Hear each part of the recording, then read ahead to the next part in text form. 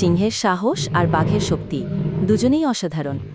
ওরা যদি সত্যিই নিজেদের প্রমাণ করতে চাইতো তাহলে হয়তো লড়াই হতো, অথবা কোনোভাবে বোঝা যেত কে বেশি শক্তিশালী। তখন বাঘ নিশ্চয়ই নিজের শক্তি আর ক্ষমতা বোঝানোর জন্য পাল্টা কিছু বলতো। হয়তো সেও হুঙ্কার দিয়ে বোঝানোর চেষ্টা করত যে সেও জঙ্গলের রাজা হওয়ার যোগ্য। পরিস্থিতিটা নিশ্চয়ই খুব উত্তেজনাপূর্ণ হয়ে উঠেছিল। সিংহ আর বাঘ দুজনই নিজের পুরো শক্তি দিয়ে লড়াইয়ের জন্য তৈরি হচ্ছিল। এটা হয়তো একটা ভয়ঙ্কর লড়াইয়ের শুরু ছিল। পরিস্থিতিটা তাহলে আরও জটিল হয়ে গিয়েছিল।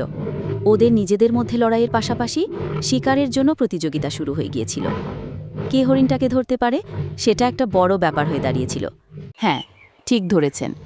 তখন ওরা হয়তো বুঝতে পারল যে একে অপরের সাথে লড়াই করাতে কোনো লাভ হয়নি, বরং দুজনেই দুর্বল হয়ে পড়েছে এবং নিজেদের সুযোগও নষ্ট করেছে।